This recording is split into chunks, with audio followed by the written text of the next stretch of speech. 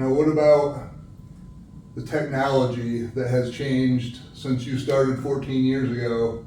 How has technology changed to make your job less time consuming and easier? Well, to start with, the first couple of years we were meeting some people and trading discs, and you might have to meet in Williamsport somebody or I remember them days. Yeah, and then you'd have to go home and make and burn multiple discs, and there was a whole bunch of time involved to be able to review game film. Now with the invention of Huddle and everything that goes along with Huddle, I mean they have the Huddle sideline and the cameras and the whole thing, and if you have good Wi-Fi, everything is like instant and shared amongst the whole team and players. And to be quite frank, I'm like the least tech savvy. You're archaic compared to everybody else. Yeah, and now with Huddle, you can send the film away and it can be broke down for you. And I refuse to do it because I feel as though that as we're calling a game, that I don't understand my opponent unless you absorb that. Yeah, I do it. Film. I do it the old way. Absolutely. So. It gives you too much of an opportunity to cheat, to be a little lazy, to cheat and go take the shortcut. Yeah. When in a game situation, you'd be like, "What are they doing?" So then, since you didn't watch the film, right, it don't ring. The light bulb don't. Yeah. Yeah, if you weren't watch the film, taking draw the the plays, yeah. and Yep. the little nuances that you might not catch. And any time that we get an opportunity to see somebody live as well, and I mean that adds.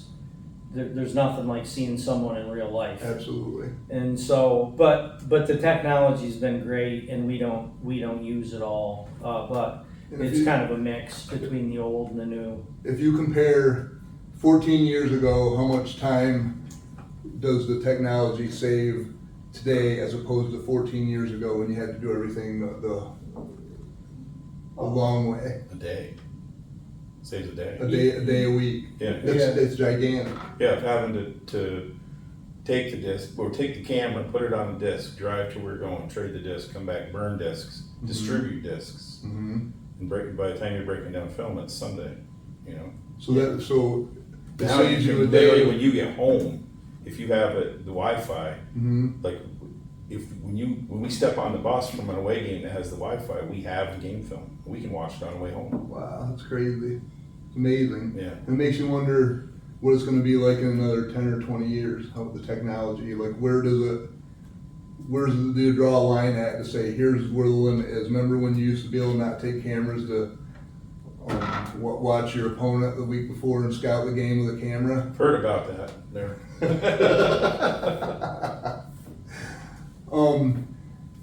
You guys have a great following, and the people in Troy are with you whether you win, lose, or draw. All these little towns are the same way. Like Towanda has their guys, Wyalusing, North Penn, everybody has the diehard fans. You can look into the camera, both of you, I want both of you to respond. Look in the camera and tell the fans that we'll never get to talk to you, and they just see this, and this is a great platform to speak, because people are going to see it, and they would probably never get to talk to you out in real life, Now we're limited up north here. We're limited by our all the media outlets, the different papers. You get just 30, 40 miles south, and there's multiple news stations, papers, and these kids, they're making all state. I can take a team and not lose a game, and we're lucky to get the nominations for all state and things like that. And it's all due to the media and how those votes are. And so what you guys are doing at PA Football News, scattering your resources throughout the whole state, really kind of evens the playing field for people like Troy and North Bend, and you get out to Kawaneski Valley. I mean, these places aren't places that get a lot of. Yeah, and I think we have some of the best fans in the area, and I don't think that's just because we've had a lot of success over the past 10 or 12 years. I think it's always been that way in Troy, that, you know, we have this little saying, let's pack the park, and man, if the weather's right and the time's right, you know, the field's lined with people, the stands are Standing packed. room only in the back of the end zone. Yeah, and there's something about the venue that like is old fashioned in a way. The people right on the field, and these are things that happened in the 80s and 70s and 70s, 80s, 90s. You know, and it's still old fashioned like that. And you know, I don't think there's a lot of things to do here for enjoyment necessarily, like, you know. Without driving at least an hour for anything, really. Right. You know? So we're very thankful to have great fans. Yeah. Yep.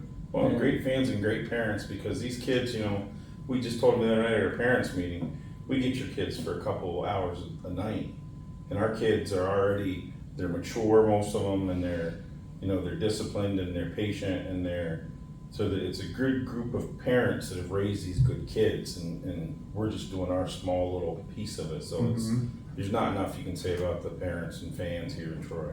Yep.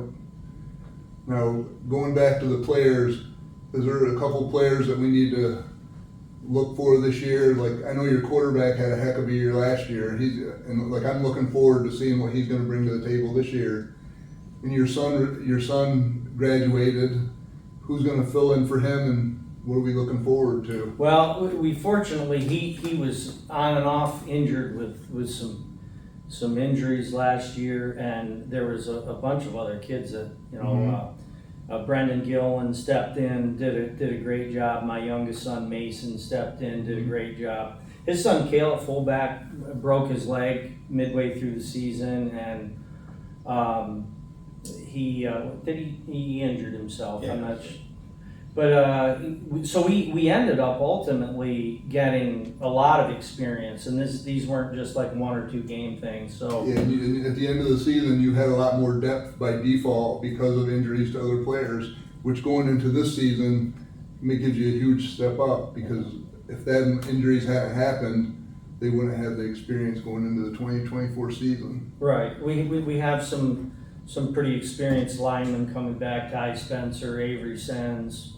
2 seniors that, like, you know, you can't confuse them, and they're going to help bring some of the younger guys up for sure. Easton Terberry's a senior. He locked down our D line last year, did a great job, and he's really worked on himself and is bigger and stronger.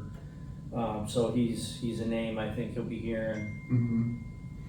Now, I watched on PAFootballnews.com, they were interviewing the Dallas coach, and he kind of refers to his players like he's a 2,000-pound guy, he's a 1,500-pound guy. Like, he's the only one I've ever heard say that stuff. Are you guys familiar with, like, that terminologies? Yeah. Like, when you see, but you guys don't say, hey, that guy's a 2,000-pound guy. No, we're the weight room is a big deal for us. We try not to be boastful or anything, but yeah, like, those are some real numbers for some of our stronger guys in 3 lifts, 1,500 to 2,000 pounds. There's something it's happening nowadays for the guys that buckle down and do what we ask them to do. So yeah, if you can get a handful of kids on the team that are really strong, and, you know, some of your younger guys that are optimized to their, you know, best potential, you're doing pretty good, and it all helps to avoid, you know, injuries and stuff like that. Yep. All right, well, I appreciate your time, guys, and I hope you guys have a great season, and I'm sure I'll be interviewing you again later on in the season. Well, I hope so. And I told Coach Rogers from Wyalusing, I said, hopefully you get a call from me later in the season, because you know that you'll be in the postseason, and we'll have to have another chat. Yeah, that'd be a good goal to have, is see you again. Yeah. Thanks a lot, Thanks. Mr. Millard. Thanks, Jimmy. And thank you for making time for PAFootballnews.com.